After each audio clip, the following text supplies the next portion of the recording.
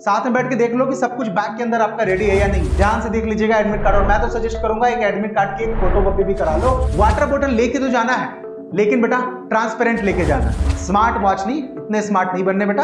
Analogue watch है ना, वो घड़ी जो सुई वाली घड़ी होती है वो लेके जाइएगा। एकदम धरफरी नहीं करनी हमें कोई स्ट्रेस नहीं लेना है, क्योंकि मैंने कहा बेटा कि वो 3 घंटे जो है ना आपका बहुत महत्वपूर्ण है। बेटा कई बार क्या होता है कि बहुत इजी क्वेश्चन है, आपको जान रहे हो कि आपको ये आ रहा है, लेकिन वो सॉल्व नहीं हो रहा, तो आप क्या होते हो, जज्बाती हो जाते हो। 15 फरवरी 2025 आपके लाइफ का बहुत इंपॉर्टेंट दिन है।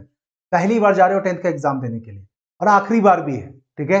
ये तो बिल्कुल नहीं सोच के जा रहे हैं दोबारा देना है 10th। लेकिन बात ये है क्योंकि बोर्ड एग्जाम्स आप पहली बार दे रहे हो, तो कुछ चीजें हैं बेटा, एक फाइनल चेकलिस्ट है जो एग्जाम में जाने से पहले आपको जरूर चेक करनी चाहिए। और सबसे इंपॉर्टेंट बात कि वो क्या चीज है जो एग्जाम से पहले आपको नहीं करना और एग्जाम के बाद नहीं करना।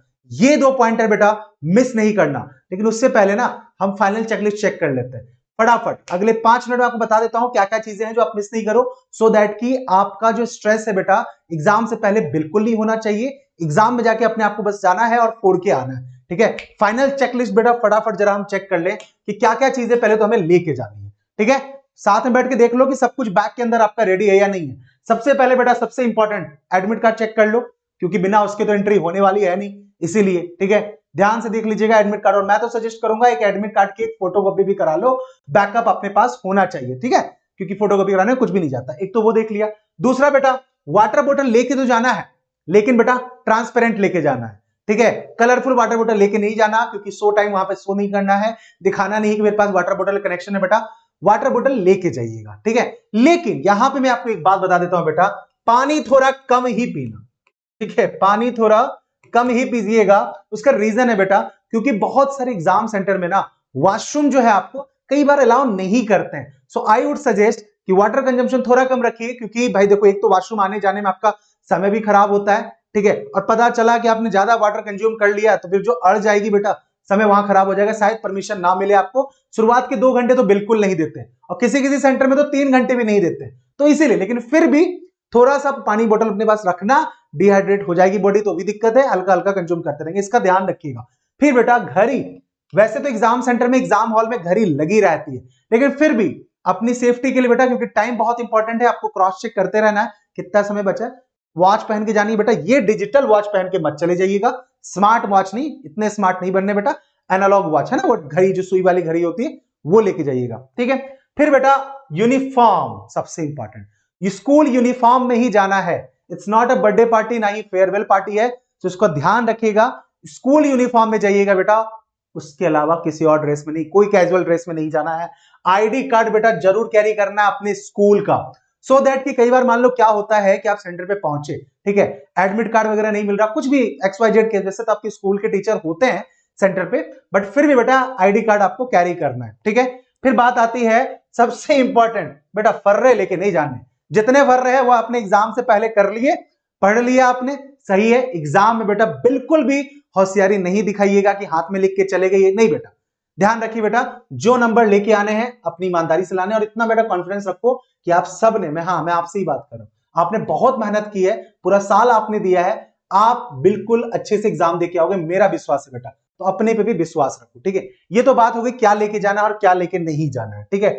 फिर बात आती है टाइमिंग वगैरह की, कि भैया क्या है, कब पहुंचे, सेंटर क्या है। अब देखो बेटा यहाँ पे 2 बातें, या तो आपका जो एग्जाम है वो आपके स्कूल में ही है, तो अच्छी बात है, आपको पता है अपने स्कूल का रास्ता, आने जाने का समय पता है, आपको पूरे स्कूल का ब्लूप्रिंट भी पता है कहां पे कौन सा क्लासरूम है।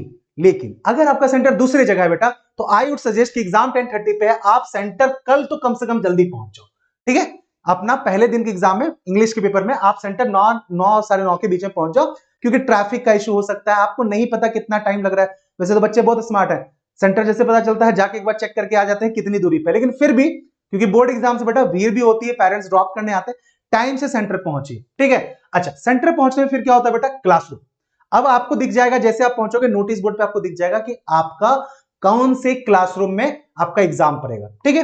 बात ये आती है बेटा, आपका अपना स्कूल होता तो आपको तो पता होता कि आपका क्लासरूम कहां है, यू नो एवरीथिंग, कौन से फ्लोर पे।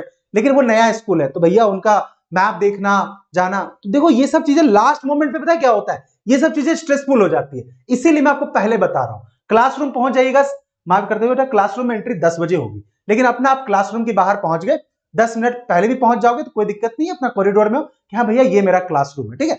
एकदम धरफरी नहीं करनी है, हमें कोई स्ट्रेस नहीं लेना है, क्योंकि मैंने कहा बेटा कि वो 3 घंटे जो है ना आपका बहुत महत्वपूर्ण है। तो 3 घंटे से पहले दिमाग को बहुत शांत रखना है।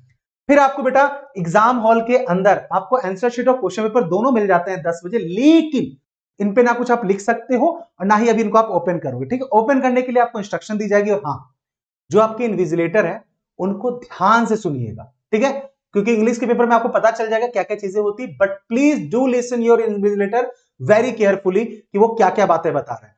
तो जब उन्होंने कहा आपको ओपन करना है बेटा, आपने ओपन किया और 15 मिनट जो मैंने बताया है बेटा हर बार क्वेश्चन रीड करने के, उसको सही से यूटिलाइज करें।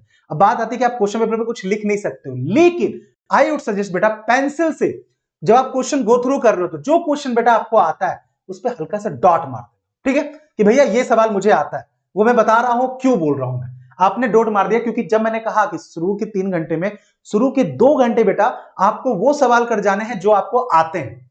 जो सवाल जिनमें आपको थोड़ा सा डाउट है, लग रहा है थोड़ा टाइम, बेटा उनको लास्ट में कीजिएगा, वरना कई बार क्या होता है कि बहुत इजी क्वेश्चन है, आपको जान रहे हो कि आपको ये आ रहा है लेकिन वो सॉल्व नहीं हो रहा, तो आप क्या होते हो जज्बाती हो जाते हो, इमोशनल हो जाते हो कि ये ऐसा कैसे, ये नहीं आ रहा। Then what you do, you spend lot of time on that particular question.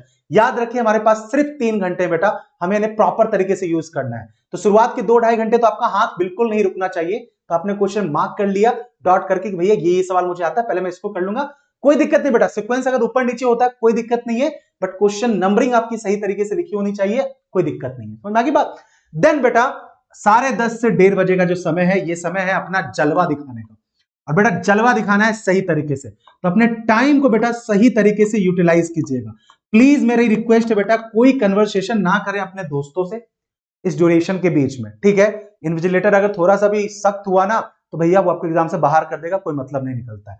अपना बैठना है बेटा, आपने शॉर्टलिस्ट कर ली है क्वेश्चंस, आपको जो सेक्शन पसंद आ रहा है, मैंने पहले कहा बेटा वैसे तो आपको शुरू के जो एमसीक्यूज वाले सेक्शन है वही करना चाहिए, क्योंकि फ्री फंड के नंबर, देखो शुरुआत के 2 घंटे कोशिश ये करो कि ज्यादा से ज्यादा नंबर के क्वेश्चन पूछे, तो शुरू के 2 घंटे आपकी स्पीड अच्छी होनी चाहिए, ठीक है, ये ध्यान रखिएगा बेटा। इसलिए आपकी घड़ी आपको देखनी चाहिए कि भैया नहीं कि मैं इतने टाइम पे अपना कर रहा हूं, ठीक है। फिर आप लास्ट में आपका 1 घंटा बचा, उसमें आप वो सब सवाल कर रहे हो जो आपको लग रहा है थोड़ा सोचने वाला है, थोड़े से आप फंस रहे हो, देन आप वहां पे वो कर रहे हो। और इससे होता क्या है कि स्टार्टिंग के आंसर सीट में ना अगर आपका आंसर सही तरीके से लिखा हो तो एक अच्छा इंप्रेशन क्रिएट हो जाता है एग्जामिनर के माइंडसेट में, है ना, कि भैया आपने सही तरीके से करवा दिया है, तो भैया एकदम बिल्कुल एकदम अच्छे तरीके से उसको एग्जामिनर भाई बच्चे ने आंसर अच्छा लिखा, तो नंबर अच्छे मिल जाते हैं। फिर बात आती है भैया इसके अलावा भैया क्या चीज है जो आपने बोला बिफोर एग्जाम और आफ्टर एग्जाम नहीं करना, बेटा ये वो पॉइंटर्स हैं, ये वो बातें हैं जो मुझे पता है आप खुद जाके ऑब्जर्व करना कि आपके ग्रुप में जिस बच्चे ने ये वीडियो नहीं देखी वो ये गलती करेगा। सबसे पहली बात, आप एग्जाम सेंटर पहुंचे हो भैया, एग्जाम सेंटर में जाके कोई भी प्री डिस्कशन नहीं करेगा, बिल्कुल नहीं करिए। This thing won't help you, ये उल्टा आपको प्रेशराइज कर देती है इस तरह की चीजें। अरे तूने वो वाला चैप्टर पढ़ लिया क्या, तूने फुटप्रिंट्स के वो वाले चैप्टर कर लिए क्या, और रिलेटेड टू एडिटर वाले गोड वाले चैप्टर में तूने ये वाली बात कर ली क्या। अगर आपने कर रखी है तो अच्छी बात है, आप बल्ले बल्ले, लेकिन आप ध्यान रखो बेटा अगर आपने नहीं कर रखा तो आपको क्या हो जाएगा, हाय भगवान मेरा ये छूट गया, मेरा वो छूट गया। No pre discussion should be needed.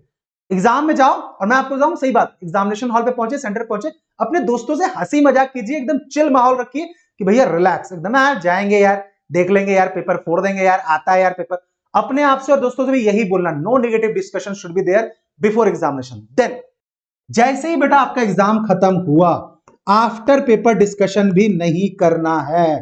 Centre पे आपको अपना टाइम वेस्ट बिल्कुल नहीं करना है, क्योंकि ये ध्यान रखिए कि 15 तारीख को इंग्लिश का आखिरी पेपर नहीं है, वो बस शुरुआत है, उसके ठीक आपके बाद साइंस का पेपर है। याद है ना, साइंस का पूरा शेड्यूल कर दिया है, जाके इसलिए कह रहा हूं सारे लाइव पे जाके नोटिफाई कर दो ताकि मिस नहीं करो।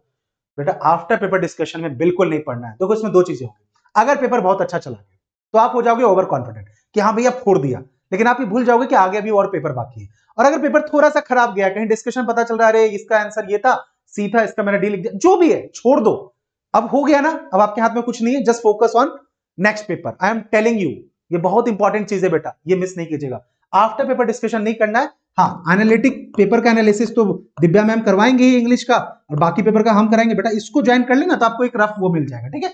बट मैं सही बता रहा हूं बेटा, पेपर अच्छा हो, पेपर जो भी हो, जस्ट फॉरगेट इट, बाद में देखिएगा, क्योंकि आपको फोकस करना है 20 तारीख के साइंस पे।